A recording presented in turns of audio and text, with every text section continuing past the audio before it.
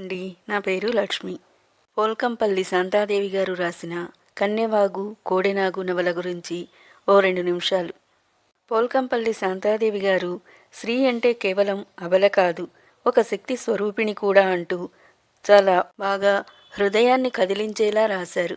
ఒక స్త్రీ మనసును గాయపరిస్తే ఆమె ఎంతైనా పోరాడగలదని చాలా బాగా రాశారు. ఇది 2 ఆడపిల్లల జీవితాలకు సంబంధించింది. మధ్యతరగతిలో పుట్టిన అపురూప సౌందర్యవతుల కథ.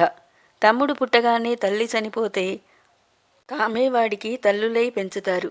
12 ఏళ్లకే వాడికి గుండె జబ్బని తెలిసి ఆపరేషన్ చేయించే స్తోమత లేక తండ్రి పక్షవాతంతో మంచం పడితే ఆ అక్కా చెల్లెళ్ళు ఆ పరిస్థితిలో ఏం చేయగలిగారు?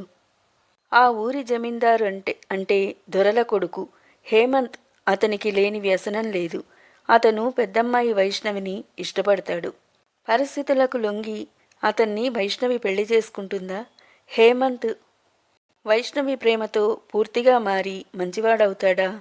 పక్క ఊరి జమీందారు కొడుకు విహారీ వైష్ణవి చెల్లెలు వైజయంతిని ప్రేమ పేరుతో మోసం చేసి శీలం దోచుకుని స్నేహితులకు ఆమెను వదిలేస్తే వైజయంతి తప్పించుకుందా?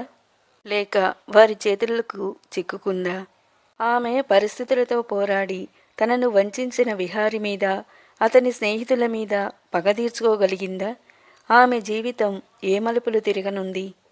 మీరు ఈ నవల పూర్తిగా వినాలంటే మా కథాస్రవంతి ఛానల్లో కన్నెవాగు కోడెనాగు నవల ఆడియో అప్లోడ్ చేస్తున్నాను.